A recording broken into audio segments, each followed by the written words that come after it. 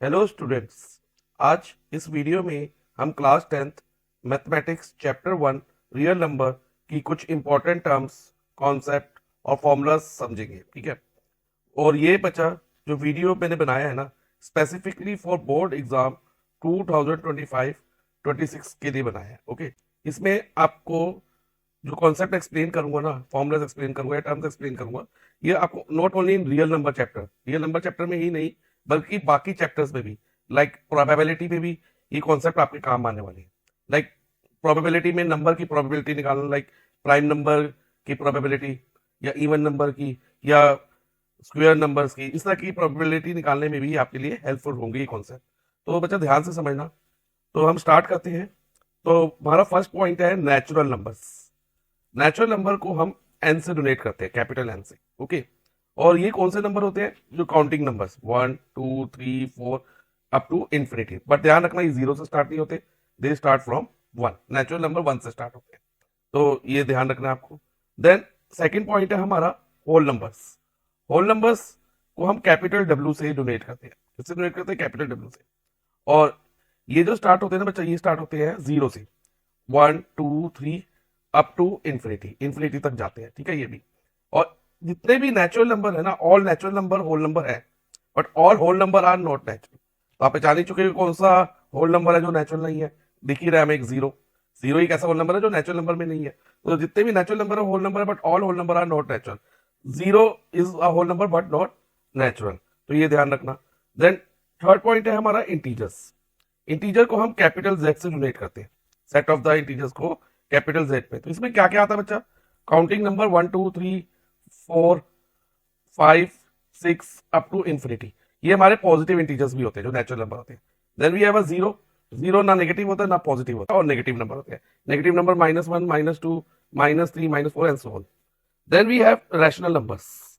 Rational numbers में बच्चा वो नंबर होते हैं जो p बाई क्यू फॉर्म में एक्सप्रेसिबल होते हैं, which are expressible in p by q form. Like अगर मैं 3/4 ले लूं, ये p अपॉन क्यू फॉर्म में है। और ध्यान रखना, where p and q are integers, जहां पर p और q दोनों क्या होने चाहिए? इंटीजर्स होने चाहिए। तो इधर 3 और 4 दोनों इंटीजर है, बट q जीरो के इक्वल नहीं होना चाहिए। जो डिनोमिनेटर जीरो के इक्वल नहीं होना चाहिए। और यहाँ पर भी देखो डिनोमिनेटर जीरो के इक्वल नहीं है, 4 है। ऐसे हम और एग्जाम्पल भी ले सकते हैं, -7/8। तो ये भी हमारा क्या है बच्चा? रैशनल नंबर है, क्योंकि p अपॉन क्यू फॉर्म में है। इवन अगर हम जीरो ले लें, जो कि एक होल नंबर भी है, इंटीजर भी है, ठीक है, तो ये भी हमारा क्या हो सकता है? रैशनल नंबर में एक्सप्रेस हो सकता है। जीरो के नीचे अगर 1 लगा दे या कोई भी नंबर लगा दे, 0.2 0.3, तो 0 divided by any number is 0, तो ये हमारा रैशनल नंबर रहेगा। ठीक है। जीरो जो है हमारा रैशनल नंबर हो जाएगा। ऐसे कोई भी इंटीजर ले लो, -7, उसके नीचे 1 लगा दो, ये p अपॉन क्यू फॉर्म में आ गया। भैया p एंड क्यू इंटीजर और q नॉट इक्वल टू 0। तो जितने भी इंटीजर्स हैं, जितने भी होल नंबर है, जितने भी नेचुरल नंबर है, सब हमारे रैशनल नंबर में इंक्लूड हो जाते हैं। लेकिन सारे रैशनल नंबर हमारे ना इंटीजर्स है, ना होल नंबर है, ना नेचुरल नंबर है। क्यों नहीं है? क्योंकि जैसे कि 3/4 रैशनल नंबर है, लेकिन इंटीजर, होल नंबर और नेचुरल नंबर में तो नहीं आते ना फ्रैक्शनल नंबर्स। तो ये माइंड में आपको रखना है। ठीक है। अब नेक्स्ट हमारा फिफ्थ पॉइंट किसका है? इररेशनल नंबर्स का। Irrational number are the numbers which are not rational numbers. जो रैशनल नंबर नहीं होते ना, उनको हम किस कैटेगरी में डाल देते हैं? इररेशनल नंबर की कैटेगरी।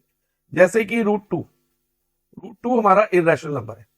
और √3, जितने भी नॉन परफेक्ट स्क्वायर नंबर के स्क्वायर रूट होंगे ना, नॉन परफेक्ट स्क्वायर जो किसी नंबर के स्क्वायर नहीं होते, जैसे 2 हो गया, 2 किसी का स्क्वायर नहीं है, और अगर हम √2 करें तो √2 जो होगा हमारा इररेशनल नंबर होगा, √3। तो ये सब इररेशनल नंबर की कैटेगरी में हमारे आते हैं। ओके। तो लेकिन अब आप कहोगे सर √2 के नीचे भी तो हम 1 लगा के इसको p अपॉन क्यू फॉर्म में ला सकते हैं। हाँ, ला सकते हैं, ऑफकोर्स ला सकते हैं। लेकिन क्या √2 हमारा इंटीजर है? नहीं, इंटीजर में तो √2 नहीं आएगा ना। इंटीजर में तो नेगेटिव नंबर 1 -1 -2 0 या पॉजिटिव नंबर 1 2। तो इसलिए हम √2 को रैशनल नंबर नहीं मानेंगे। √2 हमारा इररेशनल होगा। और टू योर सरप्राइज, जो पाई भी है ना बच्चा, हमारा इररेशनल नंबर होता है। हम पाई की वैल्यू 22/7 लेते हो, अपनी कन्वीनियंस के लिए लेते हैं, कैलकुलेशन के लिए। मैथमेटिशियन ने 22/7 या जो वैल्यू 3.14 है पाई की, ये कैलकुलेशन के लिए रखी हुई है। अदरवाइज पाई जो है हमारा इररेशनल नंबर है, रैशनल नहीं है। और जो इररेशनल नंबर की डेसिमल एक्सपेंशन होती है बच्चों, क्या होती है? नॉन टर्मिनेटिंग, जो कभी नहीं रुकती। नॉन टर्मिनेटिंग में टर्मिनेटिंग होता है रुकना, और नॉन टर्मिनेटिंग नहीं रुकना। और नॉन रिपीटिंग, और उसमें कुछ खास रिपीट नहीं होता। जैसे कि अगर रैशनल नंबर की देखें, रैशनल नंबर की डेसिमल एक्सपेंशन या तो टर्मिनेटिंग होगी, अगर मैं 5/2 रैशनल नंबर ले लूं तो इसकी डेसिमल एक्सपेंशन 2.5 आ जाएगी। 5 को 2 से डिवाइड करके वी गेट 2.5, तो ये टर्मिनेटिंग हो गई। या फिर 10/3 ले तो इसकी डेसिमल एक्सपेंशन आप करोगे 10 को 3 से डिवाइड करोगे तो यू विल सी ये आएगा आपका 3.33333 अप टू इन्फिनिटी। तो इसमें देखो नॉन टर्मिनेटिंग रिपीटिंग हो गया। तो रैशनल नंबर की जो डेसिमल एक्सपेंशन होती है या तो टर्मिनेटिंग होती है या नॉन टर्मिनेटिंग रिपीटिंग होती है, लेकिन इरैशनल नंबर की जो डेसिमल एक्सपेंशन होती है ना वो नॉन टर्मिनेटिंग नॉन रिपीटिंग होती है। चाहे आप √2 ले लो, √2 की डेसिमल एक्सपेंशन भी नेट पे सर्च करना या कैलकुलेटर में दिखना, तो आपको उसकी जो डेसिमल एक्सपेंशन दिखेगी ना नॉन टर्मिनेटिंग नॉन रिपीटिंग दिखेगी, ऐसे √3 या पाई की वैल्यू हुई। ओके, तो ये तो हो गई इरेशनल नंबर की बात। अब 6th पॉइंट पे आते हैं। 6th पॉइंट है रियल नंबर्स। ये क्या होता है, ध्यान से पढ़ो। The set of rational numbers, rational number के सेट और इरेशनल नंबर को मिला के, दोनों को मिला के, तो ये हेड ऑफ द फैमिली हो गया। रियल नंबर एक फैमिली का नाम हो गया, नंबर्स की फैमिली का नाम हो गया। इसमें रैशनल नंबर और इरेशनल नंबर दोनों आ जाते हैं। रैशनल नंबर भी आते हैं और इरेशनल नंबर भी आते हैं। और रैशनल नंबर में whole number, natural number, integer सब इंक्लूड हो जाते हैं क्योंकि ये P/Q फॉर्म में आ जाते हैं। तो इस तरह से बच्चा रियल नंबर में सारे number, natural number, whole number, integer, rational number सब इंक्लूड होते हैं। तो इसको हम एक चार्ट की हेल्प से भी समझ सकते हैं। ये चार्ट बेटा मैंने इधर ड्रॉ किया हुआ है, देखो ध्यान से समझना। इसमें देखो ये रियल नंबर, पूरा बॉक्स जो है रियल नंबर का है। अब बीच में पार्टीशन कर दिया, ठीक है। इस साइड हो गई इरेशनल नंबर। इरेशनल नंबर के भी मैंने एग्जांपल दिए थे, √2, √3 या पाई। और रैशनल नंबर के मैंने एग्जांपल दिए थे 3/4 या -5/6 ले सकते हो, ठीक है। और इंटीजर्स -7, 0, 8 और ये P/Q फॉर्म में आते हैं। तो जितने भी हमारे इंटीजर्स है वो रैशनल नंबर भी है और ये रियल नंबर के अंदर भी आ रहे हैं। देखो रियल नंबर तो पूरा ही बॉक्स रियल नंबर का है, तो ये सब रियल नंबर्स है इंटीजर्स। ऐसे होल नंबर 0 से स्टार्ट होते हैं। 0 भी हमारा एक रैशनल नंबर है 0.1 करके, या 5 ले लो। और नेचुरल नंबर 1 से स्टार्ट होते हैं, वो भी सब क्या हो सकते हैं, वो natural number, even whole number भी हो सकते हैं, इंटीजर्स भी हो सकते हैं, लेकिन सारे इंटीजर नेचुरल नहीं हो सकते। ऐसे जितने भी रैशनल नंबर है वो नेचुरल नहीं हो सकते, और जितने भी रैशनल है वो होल नहीं हो सकते, जितने भी रैशनल नंबर वो इंटीजर नहीं हो सकते।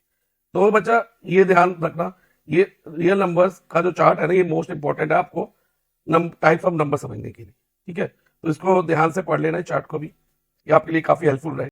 7th पॉइंट क्या है, प्राइम नंबर्स। अब ये प्राइम नंबर्स क्या है, नंबर हैविंग एग्जैक्टली 2 फैक्टर्स। वो नंबर जिनके एग्जैक्टली 2 फैक्टर्स होते हैं। 2 फैक्टर यानी कि वो नंबर जो खुद से डिविजिबल होंगे और 1 से डिविजिबल होंगे, यानी कि उनका जो फैक्टर होंगे ना 2 ही फैक्टर होंगे, एक तो 1 होगा और वो खुद अपना फैक्टर होगा। जैसे 2 1 से डिवाइड होता है और 2 से ही होता है और बीच में किसी और नंबर से नहीं, तो 2 प्राइम है हमारा। ऐसे 3 प्राइम नंबर है, 3 1 से डिवाइड होता है 3 से। 5 भी प्राइम नंबर है, 5 के फैक्टर 1 या 5 इटसेल्फ होगा, 7 11, तो एग्जैक्टली 2 फैक्टर। और ऐसे इन्फिनिटी तक हम प्राइम नंबर्स ले सकते हैं। और ध्यान रखना सबसे छोटा प्राइम नंबर हमारा 2 है। स्मॉलेस्ट 8 पॉइंट देखो, स्मॉलेस्ट प्राइम नंबर इज 2। अब 9th point, only even prime number is 2। अब अगर इवन प्राइम नंबर ढूंढे, इवन नंबर कौन से होते हैं, जिनके लास्ट में 0 2 4 6 8 आते हो, ठीक है, वो नंबर हमारे इवन होते हैं। तो देखो इधर 2 है हमारे पास, तो 2 हमारा ओनली इवन प्राइम नंबर है। 2 is the only even prime number, तो हम कह देते हैं। अब then smallest odd prime number, smallest prime number, simple prime number पूछे तो 2 है और ओनली इवन प्राइम नंबर भी 2 है, लेकिन स्मॉलेस्ट और ओड प्राइम नंबर हमारा 3 है। प्राइम नंबर भी और ओड भी और स्मॉलेस्ट भी, वो कौन सा है, 3। और ध्यान रखना बच्चा 2 को छोड़ के बाकी सभी प्राइम नंबर हमारे ओड ही होंगे, ये माइंड में रखना। तो यही 10th पॉइंट में लिखा था, smallest odd prime number is 3। 11th point देखो बच्चा, कंपोजिट नंबर्स। कंपोजिट नंबर क्या होते हैं, number having more than 2 factor, जिनके 2 से ज्यादा फैक्टर हो। लाइक 4 के फैक्टर कौन से होंगे, 1 होगा, 2 होगा और 4 होगा। 3 फैक्टर है, मोर देन 2 फैक्टर्स, यानी कि जो 4 है 1 से भी डिवाइड हो जाएगा, 2 से भी हो जाएगा और खुद से भी होगा। ऐसे 6 के 1 3 और 6, इवन 2 भी 6 का फैक्टर है। 6 के तो 4 फैक्टर होंगे, 1 2 3 और 6। तो मोर देन 2 फैक्टर हो तो उन्हें हम कंपोजिट नंबर कहते हैं, number having more than 2 factors. तो एग्जांपल मैंने दिए हुए। तो स्मॉलेस्ट 12th पॉइंट क्या कह रहा है, स्मॉलेस्ट कंपोजिट नंबर इज 4, सबसे छोटा कंपोजिट नंबर 4 है।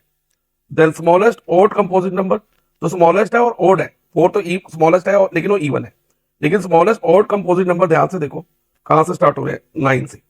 9 के बाद 10, then 11 is not composite, 11 prime में आएगा। 12 13 भी हमारा उसमें आएगा प्राइम में। 14 then composite number. 15 odd composite होगा, लेकिन स्मॉलेस्ट ऑड कंपोजिट नंबर कौन सा है, 9। तो smallest odd composite number is 9। और 14th पॉइंट ये इंपॉर्टेंट है, इसमें लिखा 1 इज नीदर प्राइम। 1 को ना प्राइम नंबर में लेना बच्चा, ना ही कंपोजिट में लेना। वन एक यूनिक नंबर है। ये यूनिक नंबर क्यों कहते हैं इसे? क्योंकि वन ही एक ऐसा नंबर है जिसका ओनली वन फैक्टर होता है, वो था नंबर वन इटसेल्फ, वन ही खुद का फैक्टर है। ओके, तो ये ध्यान रखना, और इसे हम यूनिक नंबर कहते हैं। Then coming to 15th point, perfect square और स्क्वायर नंबर्स। परफेक्ट स्क्वायर जैसे वन, वन कैसे मिलता है हमें? वन मल्टीप्लाई बाय वन, तो ये वन परफेक्ट स्क्वायर हो गया। Then two multiply by two, four, four perfect square हो गया। यानी कि जो ये नंबर होते हैं किसी नंबर के स्क्वायर्स होते हैं, और इनका स्क्वायर रूट निकाले ना, वो हमारा आंसर नंबर में आएगा। ठीक है, तो ये सब हमारे रैशनल नंबर होंगे। ठीक है, 1, 4, 9, 16, क्योंकि हम इनको पी बाई क्यू फॉर्म में एक्सप्रेस कर सकते हैं। तो 16, 25, और इन्हें हम क्या कहते हैं? परफेक्ट स्क्वायर नंबर्स या सिंपली स्क्वायर नंबर्स। अब पॉइंट नंबर 16, ये मोस्ट इंपॉर्टेंट है बच्चा, ध्यान से समझना। इसमें हमें स्टेटमेंट दिया है फंडामेंटल थ्योरम ऑफ अरिथमेटिक की। फंडामेंटल थ्योरम ऑफ अरिथमेटिक मतलब मोस्ट इंपॉर्टेंट टॉपिक है क्लास 10 रियल नंबर में। जनरली इस पे एक क्वेश्चन आता है, state fundamental theorem of arithmetic. 2 marks का ही क्वेश्चन आ सकता है, जिसमें हमें स्टेटमेंट लिखनी होगी, और साथ में उसमें एक एडिशनल क्वेश्चन हो सकता है, using fundamental theorem of arithmetic find the LCM और एचसीएफ। ठीक है, तो पहले हम देखते हैं कि फंडामेंटल थ्योरम ऑफ अरिथमेटिक हमें क्या स्टेट करती है, क्या बताती है। इसके अकॉर्डिंग एवरी कंपोजिट नंबर, कोई भी कंपोजिट नंबर हो, कंपोजिट नंबर जैसे कि 8 हो गया या 12 हो गया, ठीक है, कैन बी एक्सप्रेस और फैक्टराइज्ड, ब्रैकेट में फैक्टराइज लिखा है, as a product of primes, यानी कि प्राइम नंबर के प्रोडक्ट में उनको हम एक्सप्रेस कर सकते हैं। लाइक 8 की प्राइम फैक्टराइजेशन करें तो 2 मल्टीप्लाई 2 मल्टीप्लाई 2 हो जाएगी, और 12 की प्राइम फैक्टराइजेशन क्या होगी बच्चा? 2 मल्टीप्लाई 2 मल्टीप्लाई 3, अगर 12 को प्राइम फैक्टराइज करते हैं तो ये प्रोडक्ट ऑफ प्राइम ही हुए ना। देखो इसमें 8 की प्राइम फैक्टराइजेशन में भी 2 प्राइम नंबर आ रहे हैं, और मल्टीप्लाई और मल्टीप्लाई यानी कि प्रोडक्ट, और 12 की प्राइम फैक्टराइजेशन में प्राइम फैक्टर 2, दोबारा प्राइम फैक्टर 2 देन 3, और बीच में मल्टीप्लाई का साइन यानी कि प्रोडक्ट, तो प्रोडक्ट ऑफ प्राइम्स। और ध्यान रखना, this factorization is unique. Unique means ये हर नंबर की अलग होगी। 8 की 2 इंटू 2 इंटू 2 है, तो ये किसी और नंबर में 2 इंटू 2 इंटू 2 नहीं होगी, वो अलग ही कोई होगी। मान लो 16 होगा तो एक 2 और बढ़ जाएगा, 3 2 नहीं रहेंगे उसमें, तो वही सब नंबर की यूनिक होगी। 12 की अलग होगी, 12 की 2 इंटू 2 इंटू 3 है, तो ये प्राइम फैक्टराइजेशन की सेम एग्जैक्टली सेम फैक्टराइजेशन किसी और नंबर में हमें देखने को नहीं मिलेगी। और important part, apart from the order in which the prime factor occur, और इसमें यह मैटर नहीं करता कि प्राइम फैक्टर किस ऑर्डर में आ रहे हैं। जैसे 2 इंटू 2 इंटू 3 है, तो उसको हम ऐसे भी देख सकते हैं, 3 इंटू 2 इंटू 2 भी मान सकते हैं, या इसको 2 इंटू 3 इंटू 2 भी लिखेंगे, लेकिन जो प्राइम फैक्टर वो सेम रहेंगे, उनके बीच में मल्टीप्लाई का साइन होगा। तो ये हमारी फंडामेंटल थ्योरम ऑफ अरिथमेटिक थी। अब इसमें बेस्ड बचा क्वेश्चन क्या आ सकते हैं एचसीएफ एलसीएम निकालने को, और वो एक तरह से प्राइम फैक्टराइजेशन मेथड ही होता है जिससे हम एचसीएफ एलसीएम निकालते हैं, जो कि मैं पॉइंट 17 में मैं डिस्कस करूंगा। अब पॉइंट नंबर 17 और 18, पॉइंट नंबर 17 में क्या बोला है? HCF by prime factorisation method. तो इसमें हम जब एचसीएफ लेते हैं ना प्राइम फैक्टराइजेशन मेथड से, तो हम कैसे लेते हैं? Take the smallest power of common prime factor, जो कॉमन प्राइम फैक्टर्स होते हैं ना, उनकी स्मॉलेस्ट पावर ले लेते हैं। अब फॉर एग्जांपल, ये जनरली इस टाइप के क्वेश्चन आ सकते हैं कि p is equal to a cube multiply b4 and q is equal to a4 multiply b, और इसका एचसीएफ निकालो या एलसीएम निकालो। तो एचसीएफ में मैंने क्या बोला? स्मॉलेस्ट पावर लेते हैं। क्यों लेते हैं मैं भी आपको बताऊंगा, पहले हम एचसीएफ निकालते हैं। जैसे p की प्राइम फैक्टराइजेशन में क्या दिया? a3 और b4। जब मैं प्राइम फैक्टराइजेशन वर्ड यूज कर रहा हूं तो जो a और b है ना बच्चा, ये हमारे प्राइम नंबर्स कंसीडर होंगे। ठीक है, तो अब कॉमन प्राइम फैक्टर दोनों में ए है, दोनों में a क्यूब और q में a4 है, तो उसकी स्मॉलेस्ट पावर क्या हुई? a3, और फिर b4, और b में b क्या पास कोई पावर नहीं है तो हम 1 पावर मान सकते हैं, तो b रेज़ टू पावर 1 लिखो या ओनली b लिखो, एक ही बात है। तो एचसीएफ हमारा क्या हो जाएगा? a क्यूब b, तो इसमें हमने स्मॉलेस्ट पावर ली। ठीक है, स्मॉलेस्ट पावर क्यों ली, ये ध्यान से समझना बच्चा, क्योंकि एचसीएफ की फुल फॉर्म क्या है? Highest common factor, word factor आ रहा है। ठीक है, हाईएस्ट कॉमन फैक्टर। अब फैक्टर जो होता है ना, वो नंबर से, जो गिवन नंबर है, जैसे गिवन नंबर क्या थे? p और q, इनसे छोटा होता है, और इनको फैक्टर को छोटा करने के लिए, हाईएस्ट कॉमन फैक्टर को छोटा रखने के लिए हम कॉमन प्राइम फैक्टर की छोटी पावर लेते हैं, स्मॉलेस्ट पावर लेते हैं। इस बात को आप अपने माइंड में रखो। ठीक है, तो इसलिए हम एचसीएफ में स्मॉलेस्ट पावर लेते हैं। अब पॉइंट नंबर 18 पे आते हैं, LCM by prime factorisation method. इसमें क्या होता है बच्चा? एलसीएम की फुल फॉर्म तो क्या है? लीस्ट कॉमन मल्टीपल, लेकिन इसमें हम करते क्या? उल्टा करते हैं, take the largest power of common prime factor, common prime factor की लार्जेस्ट पावर लेते हैं। क्यों लेते हैं ये भी मैं भी आपको बताऊंगा। तो अब जैसे दो नंबर है पी, उनकी फैक्टराइजेशन जैसे पी और क्यू की सेम है जो हमने पॉइंट नंबर 17 मिली थी। अब इनकी एलसीएम ले। अब अच्छा इसमें देखो पी में ए कॉमन फैक्टर है, क्यू में भी ए कॉमन फैक्टर है, दोनों में से लार्जेस्ट पावर कौन सी होगी, ए की पावर 4, तो हमने लार्जेस्ट पावर ए की पावर 4 लिख दी क्योंकि हम एलसीएम में लार्जेस्ट पावर लेते हैं। Then common prime factor B में, बी दोनों में है तो इसमें भी हम बड़ी पावर लेंगे, बी की पावर 4 और बी रेज टू पावर 1 में जब कोई पावर नहीं होती तो 1 मानते हैं, तो बी की पावर 4 बड़ी होगी तो इधर बी की पावर 4 आ गया, तो एलसीएम हमारा A4 B4 हो गया। अब एलसीएम में हमने बड़ी पावर क्यों ली, अब जैसे कि मैंने बताया लीस्ट कॉमन मल्टीपल, अब जो वर्ड मल्टीपल आ रहा है ना इसमें क्या आ रहा है वर्ड मल्टीपल। अब मल्टीपल वर्ड आते ही मल्टीपल जो होते हैं ना वो नंबर से क्या होते हैं, या तो बराबर होते हैं या उससे बड़े होते हैं, तो उनको बड़ा करने के लिए हम कॉमन प्राइम फैक्टर की बड़ी पावर लेते हैं, तो आपको माइंड में ये रखना होगा। ओके, तो ये तो होगी बात HCF of LCM by prime factorisation method या using fundamental theorem of arithmetic, same thing होगी। प्राइम फैक्टराइजेशन की जगह word fundamental theorem of arithmetic भी लिखियो तो भी हम यही मेथड यूज करेंगे। ओके, अब नेक्स्ट पॉइंट नंबर 19, ये मोस्ट इंपॉर्टेंट है बच्चा। For any two positive integer, कोई भी दो पॉजिटिव इंटीजर हो लाइक ए और B, HCF of A B multiply LCM of A B, HCF को एलसीएम से मल्टीप्लाई करो दो नंबर के तो किसके इक्वल होता है, product of two number, product means उन दोनों नंबर की मल्टीप्लिकेशन की, ए इंटू बी के। तो इस पे बेस बच्चा वर्ड प्रॉब्लम्स आते हैं, उसमें आपको एचसीएफ एलसीएम दे देंगे और एक नंबर दे दे और अदर नंबर निकालने को दे सकते हैं, ठीक है। और ये भी हो सकता है कि एलसीएम दे दे और दोनों नंबर दे दे और कहे एचसीएफ फाइंड करो, तब भी हम ये फॉर्मूला यूज करके जो भी हमें फाइंड करने को कहा है वो हम कर सकते हैं गिवन के अकॉर्डिंग। ओके, अब बच्चा लेकिन ये जो प्रॉपर्टी है ना ओनली फॉर टू नंबर है, माइंड में रखना। अगर मान लो यहाँ पर हम एक नंबर और ले लेते ए बी सी ले ले, एलसीएम ऑफ एबीसी और HCF of ABC multiply LCM of ABC और ए इंटू बी इंटू सी, तो ये पॉसिबल नहीं हो पाएगा, तो यहां पर नॉट इक्वल होगा ये। HCF of A B C multiply LCM of ABC is not equal to A into B into C. ये बच्चा लास्ट ईयर के सैंपल पेपर में रीजन में क्वेश्चन आ चुका है, तो ये हमारी एजर्शन फॉल्स रहेगी। ओके, तो ये आपको ध्यान रखना है, तो इतना आपको समझ आ गया। ओके, अब next point number 20, HCF highest common factor of two coprime number is 1। हम एचसीएफ निकाले दो को प्राइम नंबर का वो 1 होता है और उनका एलसीएम को प्राइम नंबर का वो अपने प्रोडक्ट के बराबर होता है। अब को प्राइम नंबर कैसे पता चलेंगे, मान लो एक नंबर 3 ले लेते हैं हम और एक नंबर 4 ले लेते हैं, तो इनमें कॉमन फैक्टर क्या है, इनके ओनली 1 है, तो हाईएस्ट कॉमन फैक्टर भी 1 होगा 3 और 4 में। तो को प्राइम होने के लिए प्राइम नंबर होना जरूरी नहीं है, ये बात अपने माइंड में रख लो, ठीक है। लेकिन उनका एचसीएफ हाईएस्ट कॉमन फैक्टर 1 होता है, ये माइंड में रखना है, को प्राइम होने के लिए इतना काफी है। और इनका एलसीएम क्या होता है, तेरा प्रोडक्ट, यानी कि 3 मल्टीप्लाई बाय 4 12 इनका एलसीएम हो जाएगा और एचसीएफ क्या होगा 1। अगर किन्हीं दो नंबर का एलसीएम 1 के अलावा कोई और आता तो वो को प्राइम नहीं होते, ठीक है, तो ये माइंड में रखना। अब नेक्स्ट पॉइंट नंबर 21 हम लेते हैं, इसमें क्या लिखा है, HCF of two number is always the factor of their LCM. दो नंबर का एचसीएफ हमेशा फैक्टर होता है एलसीएम का, चाहे वो 2 नंबर हो चाहे 3 नंबर हो, कितने भी नंबर हो, जो एचसीएफ होगा ना हमेशा फैक्टर होगा एलसीएम का, यानी कि एलसीएम फैक्टर से एग्जैक्टली डिविजिबल होगा। कई बार ये क्वेश्चन आता है, check are there any two number जिनका एलसीएम 8 है और एचसीएफ 2 है। एलसीएम क्या है 8 और एचसीएफ 2, तो हम क्या करेंगे 8 को 2 से डिवाइड करके देख लेंगे, एलसीएम को एचसीएफ से डिवाइड करके देख लेंगे। अगर ये डिवाइड होगा तो इट इज पॉसिबल कि दो नंबर का एलसीएम 8 और 2 हो सकता है, अगर नहीं होगा तो इट इज नॉट पॉसिबल, ठीक है, तो ये माइंड में रखना है। और उसके अलावा पॉइंट नंबर 22 वो है हमारी थ्योरम 1.4, जिसमें हम जनरली क्वेश्चन आता है prove that root 2 is irrational.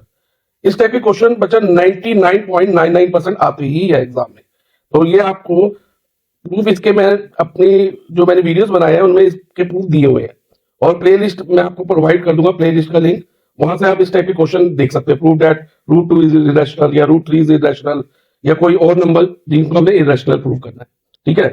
तो इस तरह से बच्चा ये पॉइंट आपको माइंड में। अब इनके अलावा बच्चा जनरली मैंने देखा है लास्ट कुछ ईयर के सैंपल पेपर में इस टाइप के क्वेश्चन आते हैं जिसमें कुछ जैसे like section A B C दिया हुआ है और उसमें नंबर ऑफ स्टूडेंट्स दिए हो 16, 24 और 32, ठीक है, और हमसे ये बोला हो कि इन बच्चों को डिफरेंट रूम में बिठाना है, ठीक है, maximum number of student that can be seated in an exam, या फिर ये क्वेश्चन इस तरह से पूछा जाता है कि minimum number of room required, तो ऐसे केसेस में हम क्या फाइंड करें, एचसीएफ फाइंड करें या एलसीएम फाइंड करें, ये हम कैसे डिसाइड करेंगे। तो ध्यान से समझना। तो बच्चा जैसे कि इस क्वेश्चन को हम पढ़ते हैं, number of student in section A 16 है, सेक्शन बी में 24 स्टूडेंट्स हैं और सेक्शन सी में कितने हैं 32 स्टूडेंट्स हैं।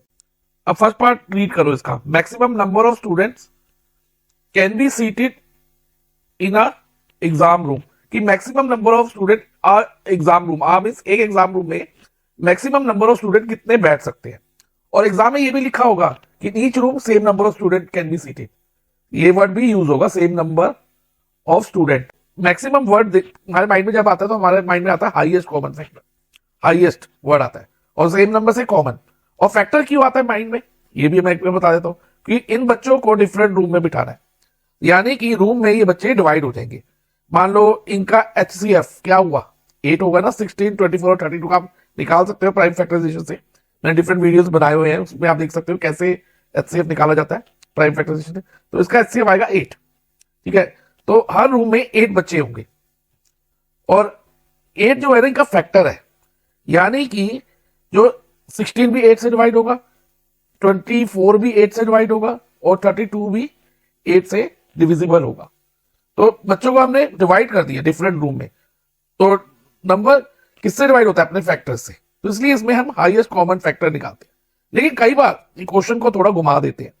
अब वो घुमा कैसे देते हैं, तो आपको फर्स्ट पार्ट वो आपको नहीं देंगे, ठीक है, ये नहीं देंगे, और सेकंड फर्स्ट पार्ट की जगह सीधा वो सेकंड पार्ट दे देंगे, find the minimum number of rooms required, minimum number of room required. और ये जो लिखा होगा कि same number of student to be seated in the room, तो minimum number of room required बोल दे। तो आप मिनिमम देख के बच्चा एलसीएम मत निकाल देना, ये गलती होगी आपकी।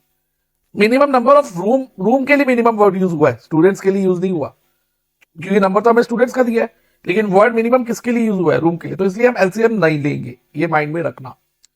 तो अब हम ये सोचेंगे कि जो रूम है मिनिमम कब होंगे, जो रूम है कम से कम यूज होंगे, और स्कूल भी यही चाहेगा कि कम से कम रूम यूज हो ताकि उसकी बिजली कम यूज हो और जो भी है मतलब रिसोर्सेज कम लगेगी। तो कब पॉसिबल होगा, जब एक रूम में minimum number of room possible तब होंगे जब एक रूम में ज्यादा से ज्यादा स्टूडेंट बैठे, यानी कि अगेन मैक्सिमम वर्ड आ गया किसका, मैक्सिमम वर्ड किसके लिए, 4 स्टूडेंट्स की मैक्सिमम नंबर ऑफ स्टूडेंट्स बैठे। तो अब मैक्सिमम वर्ड आ गया स्टूडेंट्स के, minimum number of rooms required, minimum number room कब होंगे, जब मैक्सिमम नंबर ऑफ स्टूडेंट्स उस रूम में बैठेंगे। तो इसलिए इस केस में हम अगेन एचसीएफ ही निकालेंगे, हाईएस्ट कॉमन फैक्टर, क्योंकि मैक्सिमम वर्ड ही यूज हो रहा है। क्वेश्चन में मिनिमम लिखा है मिनिमम नंबर ऑफ रूम, लेकिन मिनिमम नंबर ऑफ रूम कब होंगे, जब मैक्सिमम नंबर ऑफ स्टूडेंट होंगे। तो maximum number of student means हमें नंबर तो स्टूडेंट्स का दिया है, हाईएस्ट कॉमन फैक्टर निकालना पड़ेगा। मैक्सिमम मींस होता है हाईएस्ट और सेम नंबर कॉमन, और जो नंबर आएगा उससे ये सब डिवाइड होंगे। नंबर ऑफ रूम्स निकालने के लिए, मिनिमम नंबर ऑफ रूम्स निकालने के लिए 16 को हम एचसीएफ से डिवाइड करेंगे 8, जो 16 है 24 है वो अपने कॉमन फैक्टर से ही डिविजिबल होगा। तो इसलिए इस केस में हम ऐसे टाइप के क्वेश्चन में हम हमेशा क्या निकालते हैं, एचसीएफ, ये माइंड में रख लेना। ओके, अब ये क्वेश्चन स्टूडेंट्स में है, तो स्टूडेंट्स की जगह farmer planted crops, different crops in a field, ठीक है। वो चाहता है कि मैक्सिमम नंबर ऑफ प्लांट्स एक रो में आ जाए, और इधर नंबर ऑफ प्लांट्स ही दिए होंगे हमें, तो उस केस में भी हम एचसीएफ निकालेंगे। और अगर लिख देता कि मिनिमम नंबर ऑफ रोज और नंबर प्लांट्स का दिया है, तो मिनिमम नंबर ऑफ रोज कब होंगी, जब नंबर मतलब एक लाइन में कम ज्यादा से ज्यादा प्लांट होंगे, तभी नंबर ऑफ रोज कम होंगी। तो उस केस में भी हम एचसीएफ निकालते हैं। तो इस टाइप के क्वेश्चन मैंने सॉल्व करे हुए हैं डिफरेंट वीडियोस में, और उसकी एक प्लेलिस्ट मैंने सेपरेटली बना दी है बच्चा, और उस प्लेलिस्ट का जो लिंक है डिस्क्रिप्शन में मैं प्रोवाइड कर दूंगा, आप वहां से देख सकते हो। ओके, तो ये सब था रियल नंबर की कॉन्सेप्ट्स, फॉर्मूला और इंपॉर्टेंट पॉइंट्स मैंने आपके साथ शेयर करे हैं। तो अगर आपको बच्चा ये वीडियो पसंद आया हो और ये आपको हेल्पफुल लगे वीडियो, तो इसको शेयर करना और लाइक करना और चैनल को सब्सक्राइब करना मत भूलना। Thank you for watching.